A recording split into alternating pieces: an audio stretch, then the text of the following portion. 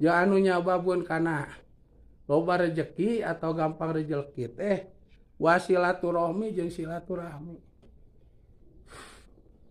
Yo silaturahmi teh padilana 10. Di antarana mah berkah tina bab rezeki. Wa ayakula jeung yen maca ieu jalma hina yusbihu dina waktu subuh-subuh ieu jalma. Wayamsi jeung sore-sore ieu jalma kula yaumin dina tiap-tiap poe salasa marotin ku 3 pirang-pirang balikan. Lamun deuk ditambahan wirid salian ti anu tadi teh ieu baca subuh 3 kali gitu, sore 3 kali. Lamun urang deuk rajin wiridan gitu. Naon nu dibacana? Subhanallah mil al mizan mal diartian ieu deuk di ieu anu unggul. Di barisan unggul. Subhanallah mil al mizan wa muntahal ilmi wa mablagor ridho wa jinatal arsy. Ieu mah aya dina rebokasan ge.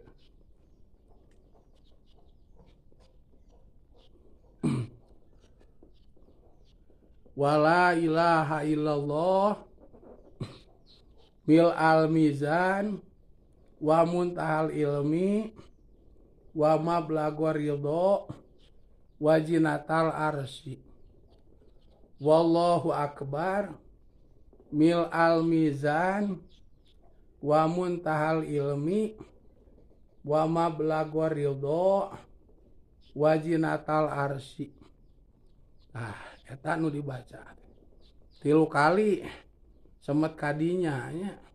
Subuh 3 kali, sore 3 kali. Berkahna teh osok ngondang rezeki sok aya wae rezeki lamun teh mah dagang.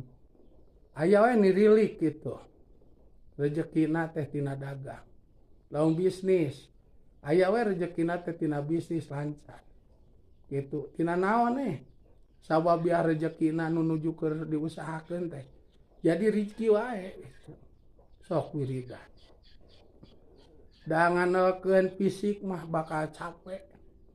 Nganalkeun fisik capek pisan. Komo eueuh tauhidan mah. Jelema nu eueuh tauhidan mah pan mikirkeunana teh hayang beunghar ku usaha teh mung sangsara. Ari pek teh teu dibikeun beungharna. Sangsara keneh. Pan bahasana hanase gawe capek. Beunghar henteu. Nya ieu kadoan sangsara tuh tungtungna mah mung ibadah eta teh. Mung ibadah. Tuluy asalna mah tara daek pulang paling jadi pulang paling. Asal mah gawe teh jeung nu alus jeung nu goreng, mabok, judi, ngasaan judi.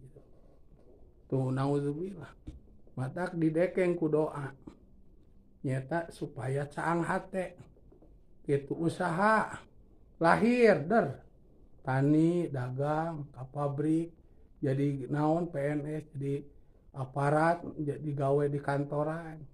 Tah, sangkan ulah poek hate jeung pikiran barengan ku doa tah ieu wiridna. Ameh caang hate. Kana salat wae mangeureuy. Kana rezeki batur teu kumawani maling gitu atau korupsi. Da caang hatena nu rakyat ieu mah nu fakir miskin ieu mah jangan bangun anu ieu mah teu meunang. Da urang teh cenah geus gaji ku rakyat tuh jadi jujur. Ku doa barengan ku doa. Matak lamun aya jelema ngalarang ngadoa berarti ngalarang bener kudu salah. Gitu berarti nitah poek hate geus poek hate mah ngaranna ge hirup dinu poek cilaka. Naudzubillah. Tah ieu nya lamun deuk di tambahan deui amalan nu dihandap tah ieu. Subhanallah mil al mizan wa muntahal ilmi wa mablagor ridho wa jinatal arsy wa la ilaha illallah mil al mizan wa muntahal ilmi wa mablagha ridho wa zinatal arsy wallahu akbar mil al mizan wa muntahal ilmi wa mablagha ridho wa zinatal arsy. Taya teh supaya dipaparinan gampang rezeki. Bahkan lamun istri anu nuju ka kandungan bari di usapan patuanganana kurang nu keureuneuna atik atau ku salaki ulah sia ku selingkuhan atik ku salaki bacaan ieu subhanallah milal mizan. Oh insyaallah budak teh lalaki awewe ge nya da budak kurang bakal sampurna panca indrana jadi mau aya nu kurang sakan ieu mah pecak budak teh atawa aduh leungeunna eueuh ieu eueuh pigelaangan buntung aya panu ti kudrat alah leumpangna ieu sengkang kieu aduh Gusti atau budakna teh bolotot si ieu teh kieu budak teh pan kita nu kecewa teh kolot gitu lu budak teh ieu teh geus gedena teh keur meujeuhna biji huntu nah huntuna teh teu bodas bae hideung we ongret sateun parawan teh ongret teh hideung pas aya nu kitu di huntu pasuan nah itu tah sangkan sampurna awakna bacaan ieu keur keureuneuh teh saayana waktu urang tak kudu katalar ieu mah subhanallah milal mizan tuluy deui bacaan ieu teh supaya budak teh aya rezekina keur di kandung geus ngajuru tuluy geus gede hirupna teh teu hese gitu dipangneangankeun keur prominana keur susuna keur apokna keur pampersna keur bajuna keur dahar keur jajana teh teu hese tah ieu baca pan ieu ngawaris kana gampang rezeki tah urang ge kudu apa utad matak dikiraha ente teh tular-talar teh utad nganalkeun hoream atuh maneh teh nya hoream nya gular goler ajo TV ningal HP komo budak bladug kana men bade mah nanaonan loba saajieun teh matak lamun ngaji sakedeung mah da mabaleg ngaji sakedeung padaina metodena teh ngaji sakedeung supaya enga bisa maca kitab aya programna 1 tahun bisa baca kitab metode naon geuningan nya we bisa geus sedang bisa maca kitab 1 tahun ngajina teh bakal riweuh agama teh kudu kitu naon sawabna da teu cukup ku bisa maca kitab unggul da kudu aya pengetahuan nya kudu aya pengalaman kudu bisa merasakan hirup pait jeung amis di pasantren kulila kitu teh komo deui budak keneh geus ngaji da pedah geus bisa maca kitab ka pasantren asupna kaluar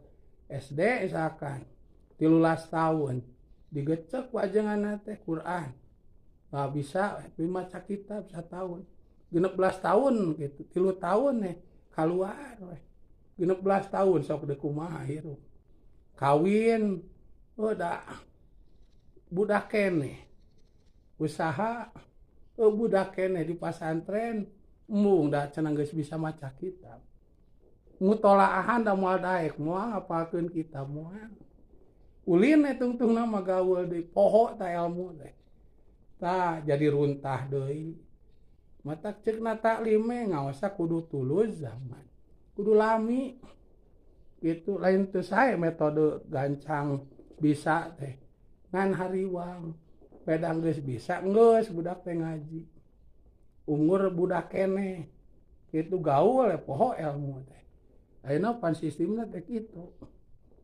taklimu talim teh geus dipake matak ceuk Kangjeng Nabi yapiruna minal ulama teh nya fuqaha jama anu ngarti kana agama ajenganana tapi teu make kana pidawuh ulama anu ngadamel kitab model Syekh Jarnuji tah ieu na taklimna ningakeun ngaos teh kudu lila waktuna jang pengetahuan nya ai kulila mah loba kitab nu diaji loba keterangan ti guru nu nerangkeun jadi oh iya apa itu apa moal sempit gitu ilmu teh tah anu sok loba masalah teh nu ilmuna sempit ngajina sakedeung teh komonya sakedeung nya sare wae ngajina teh atau sakedeung tara ngaji itu di mana di kebon awi ya jeung yayangna we si eta nah kitu mau balik ngaji gitu nah gitu mau bener itu tah aduh wa ma blagorido wajinatal arsi sakitu tah nu dibacana teh